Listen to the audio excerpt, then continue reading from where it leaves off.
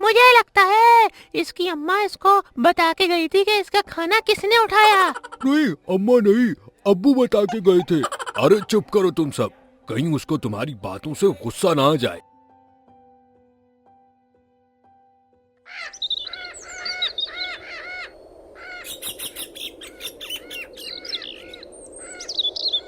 अगली सुबह बिंदु की नींद खुलती है।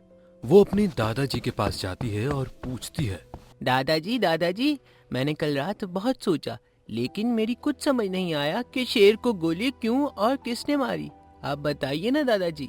हाँ ना बिंदु, मैं बताता हूँ। जब गोली की आवाज सुनकर तोता भाग जाता है, उसके बाद उस झोपड़ी से एक शिकारी बंदूक लेकर बाहर आता है। वो बहुत गुस्से में होता है और गुस्से में जंगल की तरफ जाने लगता है। शिकारी को जंगल की तरफ आता देखकर सभी जानवर डर जाते हैं। आज तुम लोगों की खैर नहीं, मैं तुम सबको मार डालूंगा। लेकिन आप हमें मारना क्यों चाहते हैं? हमने ऐसा क्या कर दिया? तुम लोगों ने मेरा खाना मुझसे बिना पूछे खाया है और मैं वो खाना बाजार से अपने लिए लाया था, लेकिन मैं बहुत थक गया था और मैंने देखा कि सामने एक तालाब है जहाँ की मिट्टी थोड़ी गीली है, जिस वजह से मैं वहाँ सो गया और अपना खाना नींद खुलने के बाद वहाँ भूल कर चला गया। लेकिन इस कुत्ते ने मेरा खाना तुम सभी लोगों में बांट दिया, तो सबसे पहले मैं ये कुत्ते को ही गोली मारूंगा। मुझे लगता है इसकी अम्मा इसको बता के गई थी कि इसका खाना किसने उठाया। नहीं अम्मा नहीं, अब्बू बता के गए थे। अरे चुप करो तुम सब, कहीं उसको तुम्हारी बातों से गुस्सा ना आ जाए। शिकारी को उसकी बातें सुनकर बहुत गुस्सा आ गया था और उसने कुत्ते और बंदर पर गोली चला दी। फिर क्या हुआ दादाजी? फिर उन दोनों को बचाने के लिए शेर बीच में कूद गया और शिकारी की गोली उस शेर को लग गई, जिस वजह से शेर बहुत ज्यादा घायल हो गया था। लेकिन दादाजी, शिकारी को ये कैसे पता चला कि उसका खाना कुत्ते ने ही उठाया है? इसको भी तुम सोचो बिंदु, और अगर फिर से तुम नहीं बता पाती हो तो मैं तुमको पूरी कहानी खत्म होने के बाद बताऊंगा। ठीक है दादाजी, मैं सोचती हूँ। तब तक आप आगे की कहानी बताओ दादाजी। ठीक है बिंदु, तो सुनो। ये सब देखकर सभी जानवरों को गुस्सा आ जाता है और वो सभी शिकारी की तरफ उसे मारने भागते हैं। लेकिन क्या दादाजी? लेकिन शिकारी के पास अभी भी बंदूक में गोलियां बची थी। जैसे ही वो सभी शिकारी को मारने जाते हैं, शिकारी उन पर गोली चलाने ही लगता है। शिकारी की गोली चलने से पहले ही मगरमच्छ उसे गिरा देता है और बंदर उसकी बंदूक उठा लेता है। अब आया ना ऊंट पहाड़ के नीचे, हिलना मत, नहीं तो मैं गोली चला दूंगा। शेर घायल हो चुका है, मैं इसके लिए दवा लाता हूँ।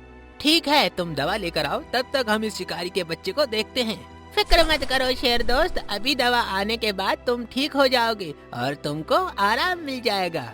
हाँ सही कहा तुमने, लेकिन अब इसका क्या करें? हाँ मैं भी ये सोच रहा हूँ। अच्छा एक बात बता, तुझे नाचना आता है? शिकारी गुस्से में उन दोनों को देखता है। ऐसे टुकुर टुकुर क्या देखते हो मियाँ? तुम सही बोला है, नाचना आता है तो बताओ। नहीं तो बचवा, आज हमको नाच के दिखाओ, नहीं तो नाचना तो दूर, चल भी नहीं पाओगे अच्छे से। हाँ सही कहा। अच्छा नाच नहीं सकते तो कुछ गा के ही सुना दो। मुझे कुछ नहीं आता। तो आता क्या है फिर? खाना। लेकिन कुछ भी बोलो, खाना मजेदार था।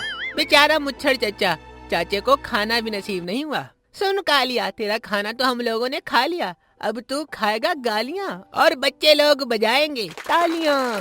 थोड़ी देर में तोता आ जाता है और शेर पर दवा लगाता है, जिससे उसको थोड़ा आराम मिल जाता है। और उसके बाद अब इस शिकारी का क्या करें?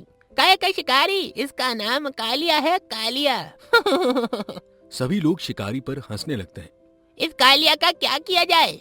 ये न नाच रहा है न गाना सुना रहा है, ये खाली हमें घूर रहा है। अबे ओ कालिया, हमने तेरी कौन सी भैंस चुरा ली जो हमें घूर रहा है? इसको पेड़ में उल्टा लटका देते हैं। अच्छा एक बात बताओ, अगर हम इसे पेड़ में उल्टा लटकाते हैं तो ये उल्टी तो नहीं करेगा ना? उल्टी का पता नहीं, इसको सब कुछ उल्टा ही दिखाई देगा।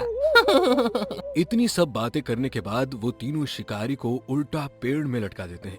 शायद अब इस कालिया को अकल आ जाए। ऐसा कहने के बाद सभी दोस्त वहाँ से चले जाते हैं। दादाजी, कहानी तो बहुत अच्छी थी, लेकिन उस शिकारी का क्या हुआ फिर? बिंदु, अभी तुमने मुझे ये भी नहीं बताया कि उस शिकारी को ये कैसे पता चला कि उसका खाना कुत्ते ने लिया था। ओ हाँ दादाजी, मुझे नहीं पता, आप बताओ ना दादाजी।